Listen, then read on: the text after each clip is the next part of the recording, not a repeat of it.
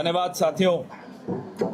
पिछले कई दिनों से आप लोग लगातार देख रहे हैं कांग्रेस पार्टी के कार्यकर्ताओं को, यूथ कांग्रेस के कार्यकर्ताओं को, एनएसयूआई के कार्यकर्ताओं को, हमारे तमाम नेताओं को, न केवल पुणे में, न केवल महाराष्ट्र में, पूरे देश में एक गुस्सा है और वो गुस्सा नौजवानों का गुस्सा है। और इतिहास साक्षी है, जब भी किसी भी देश का, समाज का जवान गुस्से में आता है, नौजवान गुस्से में आता है, तो उस देश में फिर बदलाव आता है।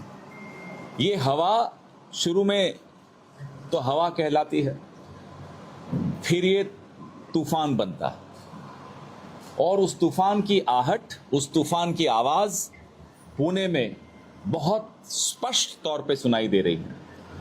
उस तूफान से जो एक इस थीम को लाया गया, बहुत विकसित कैसे होगा जब देश की 50% आ रहा है, तो कभी आपने नहीं सुना होगा उसके चरित्र पे कोई बात हो रही हो, कभी आपने नहीं सुना होगा कि उसके कपड़ों पे, उसके पहनावे पे कोई टिप्पणी हो रही हो।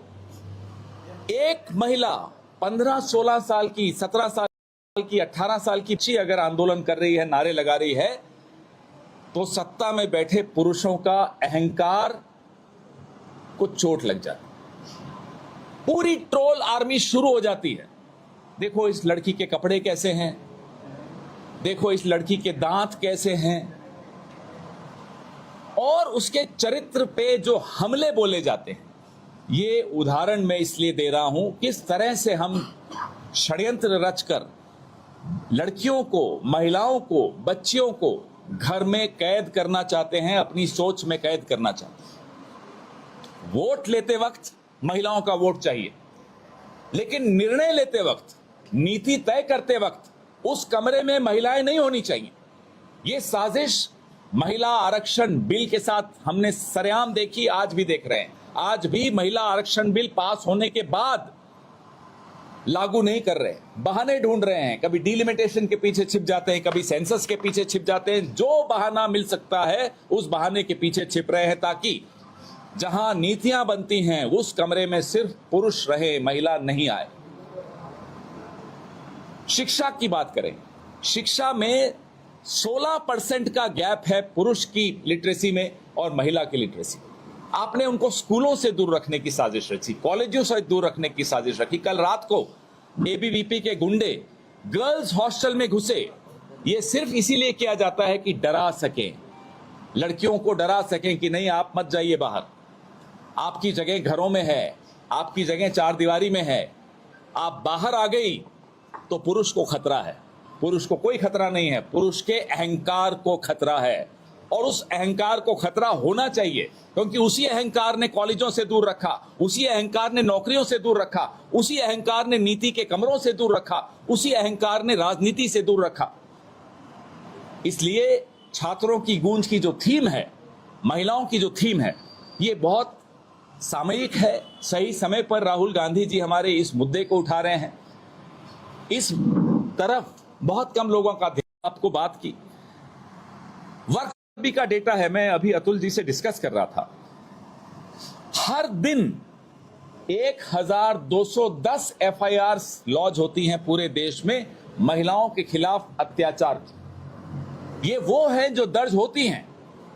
इससे कई गुना ज्यादा अपराध जो महिलाओं के साथ होते हैं, जहां लोग हिम्मत नहीं जुटा पाते कि वो पुलिस स्टेशन तक जाएं, या वो मीडिया तक जाएं, या वो विपक्ष के नेताओं के पास आएं कि साहब हमारे साथ ये गलत हुआ, इस आवाज को उठाइए। तो लगातार हर तरफ से साजिशें, डिजिटल सिक्योरिटी, डिजिटल जो ऑनलाइन ट्रोलिंग होती है, ऑनलाइन हैरेसमेंट होती है लड़कियों की, महिलाओं की, वो आप सब वाकिफ हैं उससे। सुबह से शाम तक, और खास तौर पे उन महिलाओं को इंगित किया जाता है, उन पर हमले किए जाते हैं जो आवाज उठाने का हौसला रखती हैं, जो सवाल पूछने की हिम्मत रखती हैं, जो आंखों में आंखें डालकर बात करने की ताकत रखती हैं। उन पर सबसे ज्यादा हमले होते हैं। कोशिश पूरी होती है समाज द्वारा कि कैसे उन्हें फिर से घरों में धकेलें, कैसे उनके भाइयों को, उनके पतियों को, उनके मित्रों को, उनके पिताओं को, उनकी माताओं को मजबूर करें कि भाई आप घर में आ जाइए, बाहर आपके लिए ऑनलाइन सुरक्षा भी नहीं। तो इन सब साजिशों के खिलाफ एक राजनीतिक आवाज उठाने की आवश्यकता है। और हमें गर्व है अपनी पार्टी पर, जिस पार्टी ने इंदिरा गांधी जैसी लौह महिला इस देश को दी, इस विश्व को दी। हमें गर्व है अपनी पार्टी पर जिसने प्रियंका गांधी जैसी निडर नेता इस देश को दी। हमें गर्व है इस पार्टी पर जहां सैकड़ों महिलाएं बहुत सुरक्षित महसूस करके राजनीति में नए नए झंडे गाड़ रही हैं, इस प्रदेश में हो किसी और प्रदेश में हो। लेकिन हमें एक उम्मीद भी है कि जो आने वाला कल है उसमें आने वाली पीढ़ियों की महिलाएं कांग्रेस में अपने आप को महफूज महसूस करें, कांग्रेस में उनको ये लगे कि हाँ, यहाँ बराबरी का अवसर मिल सकता है। हमारी राष्ट्रीय अध्यक्ष रही सोनिया जी, कई सालों तक रही, और जब वो राष्ट्रीय अध्यक्ष रही कई चुनाव हमने उनके नेतृत्व में जीते। महिलाएं ये कह देना कि पुरुषों से कम नहीं है, मुझे लगता है ये गलत बात है। महिलाएं पुरुषों से ज्यादा आगे हैं। पुरुष उनकी बराबरी नहीं कर पाते, इसलिए उन्हें घरों में धकेलने की साजिश रचते हैं। राहुल गांधी जी पर हमें गर्व है कि पिछले दिनों आपने 10 जनपद के बाहर press media bite Rahul ji की देखी होगी। हमारे कुछ साथी दिल्ली से मीडिया के आए हैं, ये वहां खड़े भी थे, आप लोगों ने टीवी पर देखी होंगी, ऑनलाइन देखी होंगी।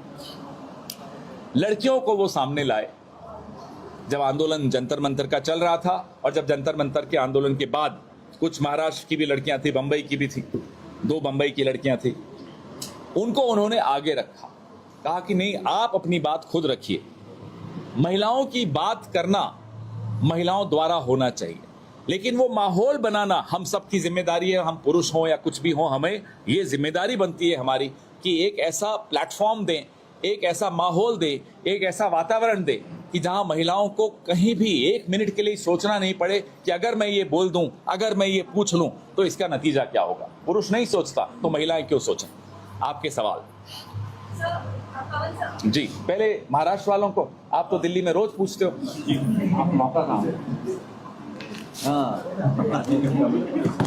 हाँ जी, बोलो। पुरुष भी पूछ सकते हैं, कोई बात नहीं।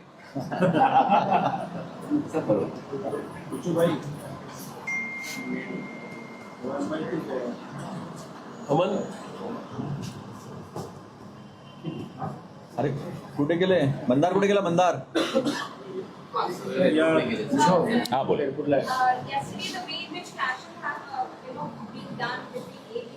and NSUI 60 NSUI workers have been moved. A formal complaint has been registered. The way in which the same incident has taken place just ahead of the Chhatrapati Gunj campaign. Do you believe that there is something? Conspiracies were being hatched from several days ago to disrupt this program.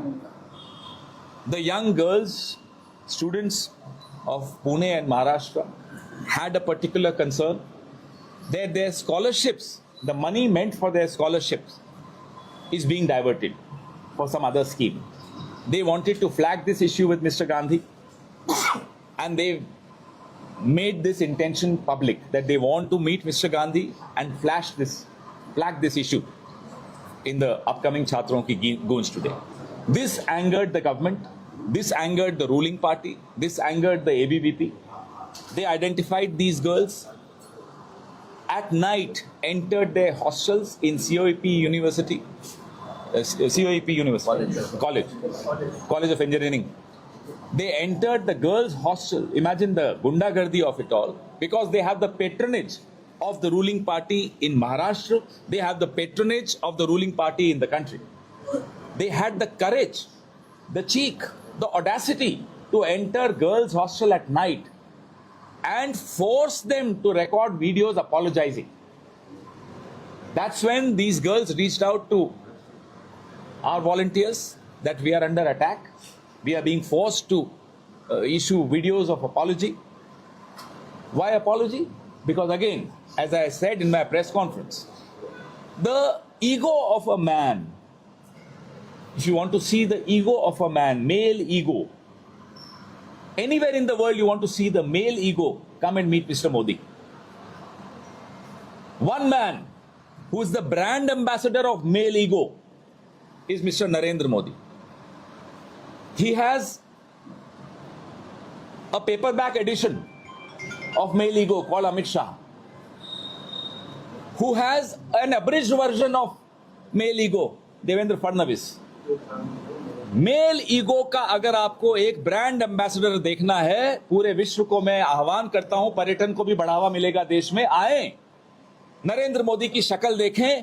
Male ego, ये दो शब्द याद रखिएगा, आप महिलाएं हैं, हम सब जानते हैं, आप हमारा मेल ईगो झेलते आए हो बचपन से, वी प्लीड गिल्टी, लेकिन हमारा गिल्ट तो हम ठीक कर देंगे। ब्रांड एम्बेसडर को बुरा लगा। How dare these women complain, how dare these girls ask questions? Therefore they were forced to record videos apologizing. That's when they called us.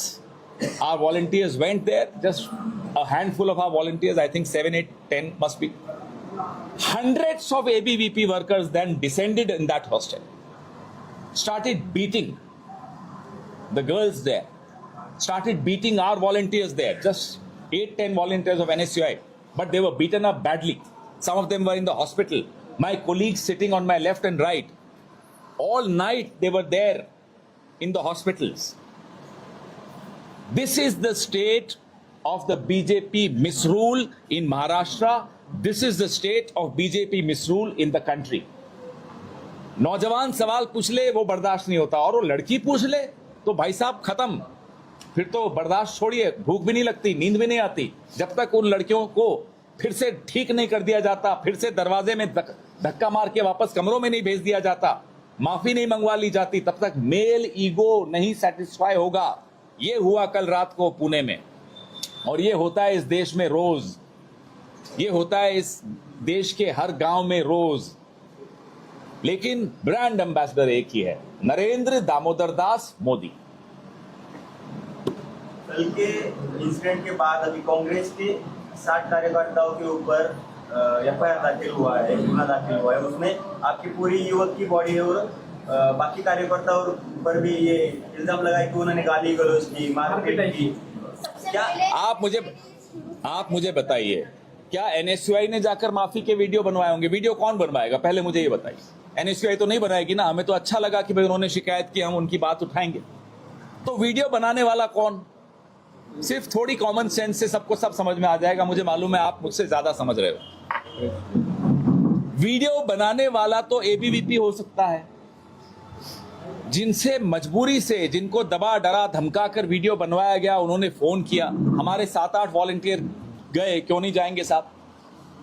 आप हॉस्टल में आओ नाना बाबू, आप हॉस्टल में घुस जाएं आधी रात को, रात के वक्त लड़कियों के हॉस्टल में पुरुष घुस जाए, वहां डराएं धमकाएं। हम क्या घर पे सोते रहेंगे? क्या चाहते हैं ये लोग? जैसे मीडिया को सुलाने की कोशिश कर रहे हैं, यहां का मीडिया तो नहीं सोया, विपक्ष क्यों सोएगा? न विपक्ष सोएगा न मीडिया सोएगा, और हम उम्मीद करते हैं कि अदालतें भी जाग जाएंगी अगर सो रही हैं तो। हम उम्मीद करते हैं कि कमिश्नर पुलिस यहां का, उसका जमीर जागेगा। हम उम्मीद करते हैं कि आप लोग तमाम सिविल सोसाइटी के लोग जागेंगे। सोने का समय खत्म हो गया है, करें एफआईआर जितनी करनी है, हम सब पर बहुत केसेस हैं, और ये बैज ऑफ ऑनर है, ये बैज जो मैंने पहना हुआ है आप देख रहे हैं ना, ये सब बैज ऑफ ऑनर है। जितने केसेस आप करते हैं हम पर, हमें उतना अच्छा लगता है, हमें नींद अच्छी आती, करिए केसेस, लेकिन हम लड़कियों की आवाज को दबने नहीं देंगे, दबाने नहीं देंगे। उनका अधिकार है सवाल पूछने का, उस अधिकार की रक्षा करने के लिए जेल जाना पड़े, अस्पताल जाना पड़े, हम जाएंगे। हमारे तमाम साथी तैयार हैं, हम सब तैयार हैं। क्यों? क्योंकि राहुल गांधी का नेतृत्व है हम, क्योंकि प्रियंका गांधी का नेतृत्व है हमारे पास। कल हमने उनको देखा कैसे धूप में 7 घंटे धरने पे बैठ गए, सड़क पर बैठ गए, जब तक एफआईआर नहीं कराई पैलेट गन्स के केस में। हमारी प्रेरणा वहां से आती है, तो हमारी प्रेरणा सावित्रीबाई फूले जी से आती है। हमें डराएंगे ये एफआईआर से? जाइए कराइए एफआईआर, और कराइए FIR.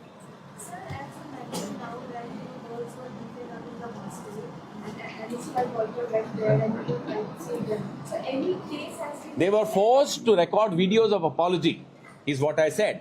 And that's when they called, because they said that in the middle of night, these ABVP gundas are here. All the other details are our state leadership, Nana Bhau is here, Atul Bhai is here, and Youth Congress chairman of the Akshay Jain is here. All my friends are here. our young man Prashant ji is there. DCC president is here. They were there all night. They will give you the minor details. You can speak to them later after this press conference and take all the details from them.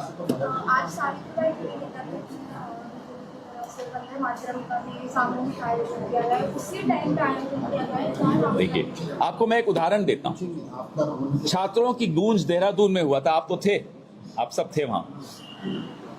ठीक 5 बजे एक, मैं तो singers, आजकल के singers को नहीं जानता, मैं तो रफ़ी किशोर कुमार के एरा का आदमी हूँ, लेकिन ठीक उसी समय एक बहुत पॉपुलर सिंगर हैं, मैं नाम नहीं जानता, एक लेडी हैं, अच्छा गाती हैं, उनका कॉन्सर्ट रख दिया बीजेपी, टिकट फ्री। 5 बजे राहुल जी का प्रोग्राम, 5 बजे वो पॉप म्यूजिक का प्रोग्राम। हमारे कुछ साथियों ने कहा रे तो गड़बड़ हो गया, हमने कहा भरोसा रखो, नौजवान पर भरोसा रखो, हम पर मत रखो। आप हैरान होंगे, राहुल जी का वो अब तक का सबसे सफल कार्यक्रम था। बरसात थी, भारी भीड़ आई, साजिशें, हाँ आज भी है, आज भी एक कॉन्सर्ट रखा, देख लीजिए। अब इन्हें 3 मुद्दों से ध्यान हटाना था। पहला मुद्दा जंतर मंतर, जो वहां छात्रों के साथ मारपीट हुई, पैलेट गन चले, सिवान में AK-47 चली, लाठियां, कील लगी हुई लाठियां चली, सदन में एक भगोड़ा है, क्या नाम है, अमित शाह, इलेक्ट्रिक गन भी चली। वो भगोड़ा गृह मंत्री अमित शाह आया ही नहीं सदन में, 21 दिन तक सदन में नहीं आया। उसका एक गुरु भी है, भगोड़ा नंबर 1, मैं इनको 2G कहता हूं, 2 गुजरातीस, 2G दोनों नहीं आए। 5G का जमाना है, 2G गायब था सदन से। तो इस मुद्दे से ध्यान हटाना था। दूसरा मुद्दा था चंदा चोरी। अयोध्या में जो घर घर से जो चंदा लिया गया उसको चुराया गया RSS और PMO के द्वारा। नृपेंद्र मिश्रा PMO का, चंपत राय, अनिल मिश्रा RSS के, उससे ध्यान हटाना था। दूसरा मुद्दा। तीसरा मुद्दा जो चीन अरुणाचल में घुस रहा है और हम सवाल पूछ रहे हैं, तीसरा मुद्दा वो था। और चौथा मुद्दा तो एथनॉल है ही, गडकरी साहब पड़ोस के ही रहने वाले हैं। एथनॉल का मुद्दा, E20 का मुद्दा, इन 4 मुद्दों से ध्यान हटाना था। तो क्या लाए? वंदे मातरम लाए। बेवकूफ तो हैं, आप जानते हो, सर्टिफाइड बेवकूफ हैं एंटायर पॉलिटिकल साइंस वाले लोग। ये सर्टिफाइड बेवकूफों ने, मूर्खों ने ये नहीं सोचा कि वंदे मातरम पे 1937 की कांग्रेस वर्किंग कमेटी की रेजोल्यूशन पे हमला बोलने का मतलब क्या होता है। उसका मतलब ये होता है कि उस वक्त जो कांग्रेस के अध्यक्ष थे नेताजी सुभाष चंद्र बोस, आपने उनको देश विरोधी करार कर दिया, अमित शाह ने। भगोड़ा नंबर 2, ठीक है। दूसरा, सरदार पटेल ने 2 स्टैंजा ऑफ वंदे मातरम को अनुमोदित किया, आपने उनको राष्ट्र विरोधी कह दिया। तीसरा, नेहरू जी, उनको तो आप खैर कहते ही हो। महात्मा गांधी, आप तो गोडसेवादी हो, आपने पूरी सोशल मीडिया टीम गोडसे वालों की खड़ी कर दी है। इन सबको आपने राष्ट्र विरोधी कह दिया। आचार्य नरेंद्र देव भी थे उसमें, जो बनारस हिंदू यूनिवर्सिटी के 7वें वाइस चांसलर थे। उसके बाद आचार्य JB कृपलानी थे, रविन्द्रनाथ टैगोर थे। ये सब राष्ट्र विरोधी हैं। किसने सर्टिफिकेट दिया? भगोड़ा नंबर 2। और फिर एक वो बीजेपी का क्या है, वो कोलगेट का छोटा पैकेट, नितिन नवीन, वो भी बोलने लग गया, अरे भाई अभी अभी तो आए हो, अभी से शुरू हो गए, रुको तो भाई, पहले ऊपर दोनों की हालत तो देखो क्या है। आप क्यों उछल रहे हो? थोड़ा शांत हो जाओ। जो जितना छोटा होता है उछलता भी उतना ही है। छोड़िए। ध्यान हटाने के लिए वंदे मातरम लाए और वो भी इनको उल्टा पड़ गया, क्योंकि लोगों ने पलट के पूछा, क्या सरदार पटेल से बड़े हो गए अमित शाह? क्या अमित शाह की इतनी औकात हो गई, हैसियत हो गई भगोड़े की, कि सरदार पटेल को राष्ट्र विरोधी कह देगा और ये देश बर्दाश्त कर लेगा? आप मुझे बताइए, कौन बर्दाश्त करेगा सरदार पटेल को, अमित शाह जैसे आदमी का? ये तो चलो गृह मंत्री बन गया है, औकात तो हम भी जानते हैं, आप भी जानते हो। गुजरात के किसी पत्रकार को बुला लो, वो बता देंगे इनकी असलियत। आप थोड़ा दूर हो जाओ, फ्रेम में आओगे, केस आप पर भी होगा। पिछली बार भी मुंबई में केस हुआ, वो हमारे साथ थे, कौन भाई जगताप वो फ्रेम में आ गया, उनको भी नोटिस आ गया। सर आम्हाला मराठीत पण जाणून घ्यायला अभी 2 मिनट रुक जाओ। ध्यान हटाने के लिए पहले दिमागी नक्सल लाया गया 15 अगस्त लाल किले से। अब दिमागी नक्सल बोलना भूल गए 2 दिन 4 दिन। एक बीजेपी वाला अब दिमागी नक्सल नहीं बोलता क्योंकि वो भी उल्टा पड़ गया। कौन है दिमागी नक्सल? इनका एक एमपी है, कहता है दिमागी नक्सल वो जो सोच सकता है। बृजलाल डीजीपी रहा हुआ है उत्तर प्रदेश का, कहता है दिमागी नक्सल वो है जो सोच सकता है। तो इस कमरे में सब दिमागी नक्सल। दिमागी नक्सल वो जो लिख सकता है, आप सब दिमागी नक्सल। दिमागी नक्सल वो जो पढ़ सकता है और पढ़ा सकता है, हम सब दिमागी नक्सल। अब डर गए, फिर लाए वंदे मातरम, वंदे मातरम भी उल्टा पड़ गया। अब बताओ क्या करेंगे? 12 साल इन्होंने हम सबको बिजी रखा एक मुद्दे से दूसरे मुद्दे पे ले जाने। अब नहीं, मुद्दा यही रहेगा, नौजवानों का मुद्दा, चंदा चोरी का मुद्दा, विदेश नीति का मुद्दा, चीन घुस रहा है देश में वो मुद्दा, और एथनॉल का मुद्दा। इन मुद्दों से अब आप ध्यान नहीं हटा सकते। आप कुछ कह रहे थे भैया? सर मराठी में जानना चाहिए हां. की आज एवढा मोठा कार्यक्रम होतोय पण तुमच्या शेजारी जे बसलेले आहेत त्यांच्यावर काल रात्री गुन्हे दाखल झाले। मराठी में तो ये जवाब नाना देंगे। नहीं, हिंदी का आंदोलन सर का आंदोलन पूरा नहीं, बीच में चलने दो, कोई बात नहीं। नहीं, आप बोलिए। बोलो, मराठी में पूछा तो मराठी में जवाब। काल रात्री आपल्या कार्यकर्त्यांवर गुन्हे दाखल झालेले आहेत। आज एवढा मोठा कार्यक्रम होत असताना रात्री 50 ते 60 कार्यकर्त्यांवर गुन्हे दाखल होत आहेत। याकडे काँग्रेस कसं बघते? राहुलजींना घाबरणारं सरकार देशात आहे तर राज्यातही त्यांचेच अनुयायी बसलेले आहेत। आणि राहुलजीचा कार्यक्रम आज पुण्यामध्ये म्हणजे पुण्यनगरीमध्ये, ज्या पुण्यनगरीमध्ये सावित्रीबाई फुले आणि महात्मा ज्योतिबा फुल्यांनी शिक्षणाचं दार उघडलं, महिलांना शिक्षणाच्या प्रवाहात आणलं, त्यांच्यावर त्या काळात अत्याचार करणारी व्यवस्था, तीच व्यवस्था आज राहुल गांधींच्या विरोधात या ठिकाणी आहे। आणि राहुलजींचा कार्यक्रम या ठिकाणी होऊ नये त्यासाठी त्यांचा प्रयत्न आहे आणि तो भीतीमुळे आहे। आणि त्याच्यामुळे काल आमच्या एनएसएनच्या मुला आणि मुलींचे ते केस ओढले गेले, त्यांचे कपडे पाडले गेले, तरी गुन्हे दाखल आमच्या एनएसएनच्याच मुलीवर करण्यात आलेले आहेत। पण या माध्यमातून राज्याच्या देवेंद्र फडणवीसांच्या सरकारला आम्ही सांगतो आहे की ज्याप्रमाणे जंतर मंतरवर मोदी सरकारच्या विरोधात जैनजी रस्त्यावर आलं आणि त्यांच्या शिक्षण मंत्र्याचा राजीनामा द्यावा लागला, हे महाराष्ट्र आहे। या पद्धतीचा अत्याचार, खोटे गुन्हे दाखल करून फडणवीस सरकारने याची सुरुवात केलेली आहे। पण ही चिंगारी आहे, ही महाराष्ट्रात पोहोचली तर याचे परिणाम फडणवीस सरकारला भोगावं लागेल। आणि जे काल गुन्हे दाखल केलेत ते सगळे भीतीमुळे केलेले आहेत, पोरांवर दबाव आणण्यासाठी केलेला आहे। त्याचा राहुल गांधींच्या कार्यक्रमावर कुठलाही परिणाम होणार नाही, ही भूमिका आमची आहे। आज सकाळपासून भाजपकडून काँग्रेसने पहिली सुरुवात केली असं त्यांचं म्हणणे, म्हणून गुन्हा दाखल केला। मला सांगा, त्या मुलींच्या हॉस्टेलमध्ये यांचे पोरं कशाला काय करत होते? याचं उत्तर आहे यांच्याकडे? हे पहिले का तिथं पोहोचलेले होते? यांनी बंद केली एबीव्हीच्या लोकांनी आमच्या मुली तिथं गेल्यानंतर। मग हे मुलं काय करत होते त्याचं उत्तर यांच्याजवळ नाही। म्हणजे चोर आणि सरजोर अशी यांची जी भूमिका आहे ते त्याच्यातून दिसत आहे।